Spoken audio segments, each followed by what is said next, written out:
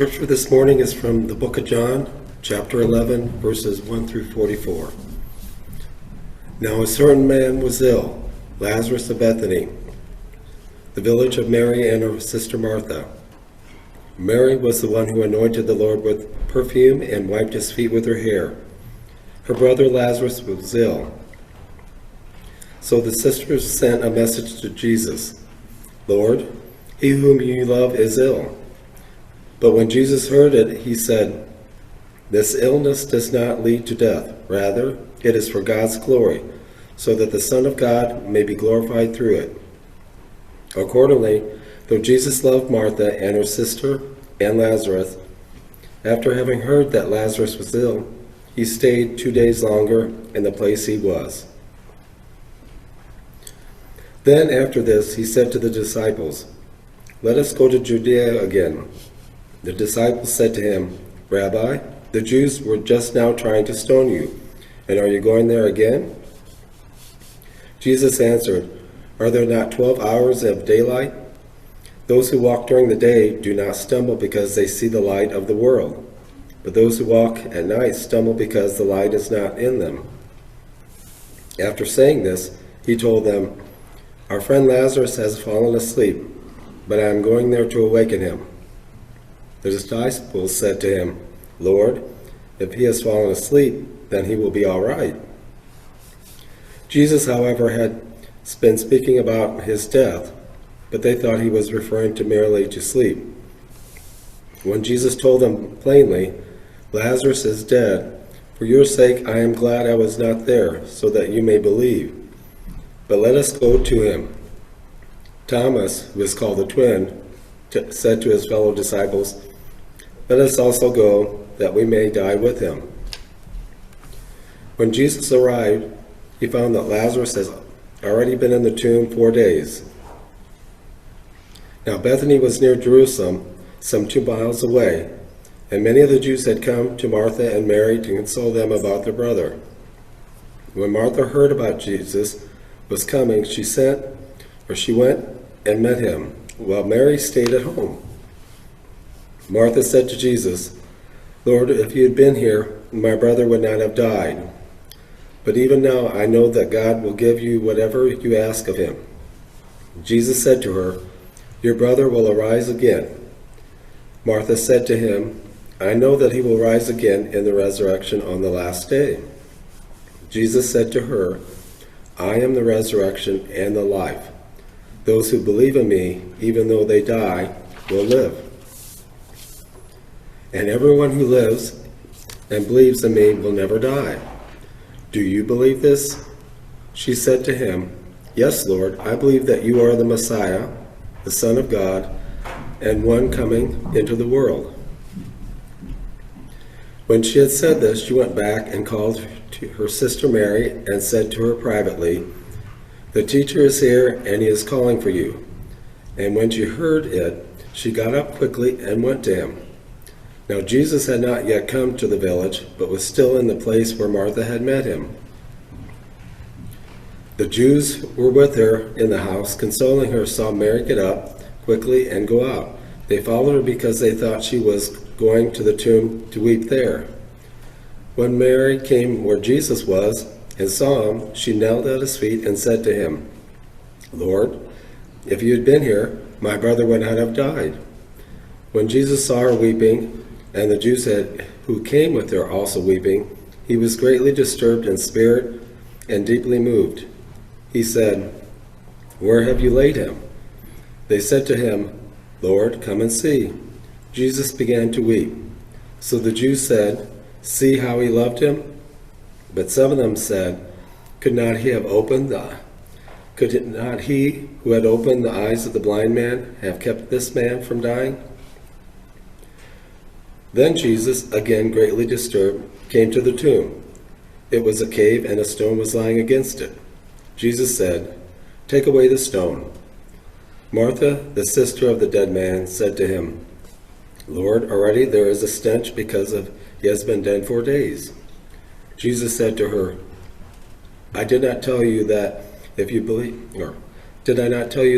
believed, you would see the glory of God?"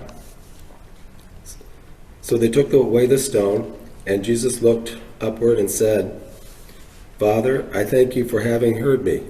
I know that you always hear me, but I have said this for the sake of the crowd standing here, so that they may believe that you have sent me." Then when he had said this, he cried out with a loud voice, "Lazarus, come out." The dead man came out, his hands and feet bound with strips of cloth, and his face wrapped in cloth. Jesus said to them, "Unbind him and let him go." Good morning and shalom. Peace be with you. Thank you. We begin this season of Lent with somewhat split minds. We have urgent needs that demand our attention, and we really want things to slow down. We tend toward hasty resolutions, and we want the time to sort through our thoughts. And this creates conflict inside us and among us as people. We are living in a state of disharmony.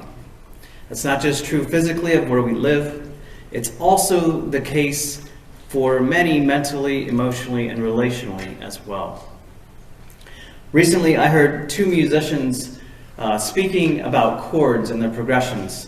And the question at hand was how a particular note played a role in creating a certain dissonant sound. And one of the participants mentioned how one level of note causes us to desire something different. And that new note combination or resolution brings us back to a more harmonious place. And Leader magazine says that our ear instinctively knows the note that will bring about that resolution. We want to resolve the dissonance we hear around us naturally. Yet, it is sometimes impossible to do so by what comes naturally to us. More often than we care to admit, it requires something we don't want to do. And that is to be present to what is happening right now. We're required to sit with the difference of what is happening and what we want things to be like. We're called to continue celebrating the joys while dealing with all the heartache in our lives. We're invited into this new series in Lent to continue dwelling in dissonance. And this story meets us right there because John 11 is full of dissonance. It is full of tension. It's also full of questions that don't resolve quickly. It's full of people who love Jesus and still feel disappointed. It's full of fear and faith sitting beside each other.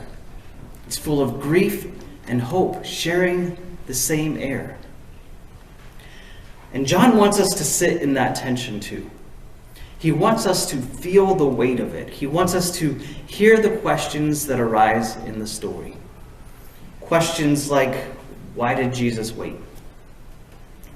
Why didn't he come sooner? Why does he speak of glory in a moment of loss? Why does Jesus weep if he knows what he'll do?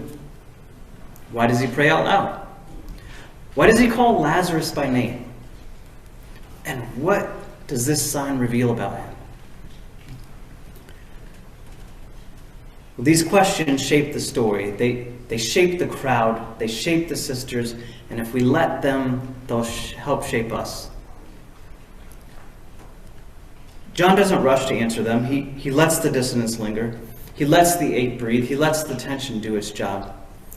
And right in the middle of that tension, we meet a phrase that can feel sharp to our ears, the Jews. John uses it often, and we must handle it with care. Because John is not speaking about all Jewish people. Jesus is Jewish. His disciples are Jewish. Mary and Martha are Jewish. Lazarus is Jewish. The crowds who believe are Jewish. This gospel itself is written by a Jewish follower of Jesus. So when John says the Jews, he is speaking about a specific group of Jewish people. It's a group with power, who feels threatened, and who fears losing control. It's a group who opposes Jesus because his signs unsettle their world. So we must name this clearly. We must not let this phrase feed anti-Semitic words and actions of the past by Christians. We must not let it echo the old wounds, and we must hear it the way John intended. A description of a certain group of people who responded to Jesus a certain way, not an entire people. So with that clarity, we can hear this story again. We can hear the tension without adding harm. We can hear the conflict without repeating history's mistakes. And we can hear this gospel as it was meant to be heard, as a story of life, breaking into a world that fears death. And this brings us to the heart of the words of John 11. Because Jesus comes to Bethany with purpose. He arrives with love. He enters with a plan that no one else can see. And as you can imagine, he also lands in the middle of a storm of emotion. Martha meets him with a mixture of frustration and then faith. Mary meets him with tears. The crowd meets him with questions, and Jesus meets them all with compassion. His words and tears convey it. His prayer displays it. Because Jesus' prayer shows no lack of confidence in the Father's power. He's not wondering whether the command will work. He's not testing the limits of divine authority. The fullness of his concern is somewhere else entirely. It's relational. It's revealing. It's resolute.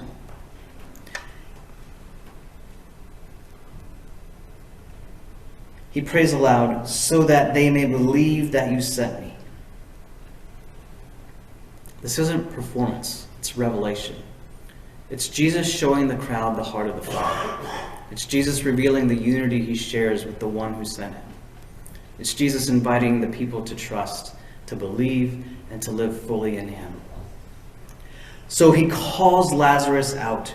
He calls renewed life out of certain death. He calls hope out of despair.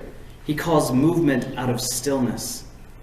He calls a friend back into the land of the living. And Lazarus comes out still wrapped up in his past, still bound. He's still carrying the marks of death. And then Jesus gives one more command to those just standing around staring. Unbind him. Let him go. And this is where the story starts turning toward us, with all its many layers. On one level, it's an astounding miracle. On another, it's predictive of Jesus' resurrection. A still more central layer prompts an experiential encounter for us to work out. Unbinding our grave clothes of sin, fear, and death's power. And this layered meaning invites us to slow down and sit with the questions this eyewitness account raises. Because John isn't just telling us what happened, he's showing us what it means. He's showing us how Jesus reveals God. He's showing us how signs work. He's showing us how faith grows in the middle of dissonance. So let's ask the questions the testimony gives us. What does this sign reveal about Jesus? What does it reveal about God? What does it reveal about us?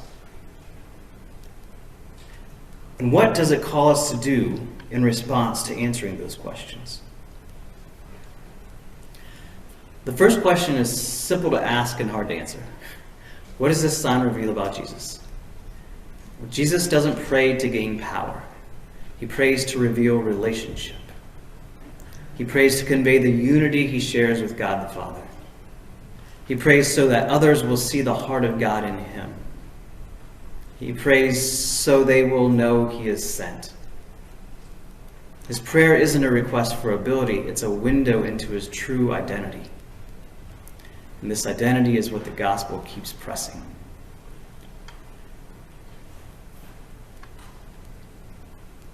Jesus is the one who brings life. Jesus is the one who stands in the places of death and speaks new life. Jesus is also the one who carries the authority of God the Father. Jesus is the one who reveals the glory of God through powerful compassion, not heartless conquest. Jesus is the one who weeps with the broken and still commands the grave to open. The second question follows closely. What does this sign reveal about God? It reveals that God is not distant. God is not indifferent. God is not unmoved by our grief. Instead, God enters our sorrow. God shares our tears. God brings life where life seems impossible. God's glory is not about spectacle, it's about love. Okay, but what does this sign reveal about us? It reveals that humans know grief, that we know disappointment. We know what it feels like to wait for Jesus and wonder why he hasn't come yet. We are those who know what it feels like to say, Lord, if you had been here. We're the ones who know the ache of seemingly unanswered prayers. We know the pull of fear, and we know the weight of death's grip on us. But we are also the ones who are called by name. We are the ones invited into life. We are summoned to step out of the emptiness of the tombs we build around ourselves. We are unbound by grace. We are freed by love. We step into the light of each day because Jesus calls us forward. And what does this sign call us to do? It calls us to trust. It calls us to hope. It calls us to step out of the places where we feel stuck. It calls us to become free from the grip of fear that death wraps around us. And it calls us to help others do the same. It calls us to become a community that lives the resurrection life now. And that is a community that unbinds, a community that frees, a community that walks with one another into new life with Jesus. Though before we move too quickly to simple resolutions, we must return to the dissonance that remains in our story, because not everyone responds to this sign with faith. Some respond with fear. Some respond with anger. Some respond with a plan to stop Jesus. And John names them with that phrase we discussed earlier, the Jews. Again, this doesn't mean all Jewish people. It means a specific group of people who feel threatened by Jesus. And this moment becomes the turning point. The raising of Lazarus is the sign that pushes people to act. And some decide Jesus must be stopped. They decide Lazarus must be silenced, because a living Lazarus is a living witness, and a living witness is dangerous. This is the dissonance we dwell in. The same sign that brings life to one family brings fear to those in power. The same miracle that reveals God's glory exposes the weakness of human attempts to control. The same act that frees Lazarus threatens the systems that keep others bound. And Jesus walks straight into that tension. He doesn't hide. He doesn't retreat. He doesn't soften his mission to make it more palatable. He moves toward Jerusalem. He moves towards the cross. He moves toward the hour he has spoken of repeatedly, the hour when glory and suffering meet, the hour when love and violence collide, the hour when death makes its final claim and Jesus breaks its hold from the inside. And this is where the story leaves us, standing in front of our own tombs, hearing our own name spoken with love, feeling the pull of life in places we thought we were finished, sensing the shift of hope in places we sealed shut and thought were beyond reach. Because Jesus still calls us out of those death-dealing places. He still speaks into the shadows of our hearts, minds, and souls. He still steps toward the places we fear. He still rolls those impenetrable stones away. He still brings life where death once ruled. And he still invites us to trust that nothing is beyond his reach. Because he gives us one another. He gives us a community that helps us walk again. A community that helps us breathe fresh air again. A community that helps loosen the grave clothes we might still try to walk in. A community that refuses to let anyone stay trapped in what Jesus has already broken them free from. So as we enter this season of Lent, we will dwell in the dissonance, love and grief, and glory and belief bring to us with courage. We will hold that tension with honest inspection, as was talked about, and hopeful expectation. We will face the questions without fear. We will trust that Jesus meets us in every unsettled place, and we will listen to his voice calling us onward and outward toward others who need release too. Because the story of Lazarus is not only about Lazarus. It's about all of us. It's about the one who brings life where we only see death. It's about the resurrection who calls us by name. It's about the Spirit who frees us to walk in the light with others again. So hear Jesus today. Hear him calling. Hear him speaking life. Hear him breaking the silence or the wailing around and within you. Hear him saying, "Come out!" And step into the healing he offers. Step into the hope he gives. Step into the reconciled life he is already forming harmoniously in you. So that in the same way, others whose names you will call may be freed too. Will you pray with me, please?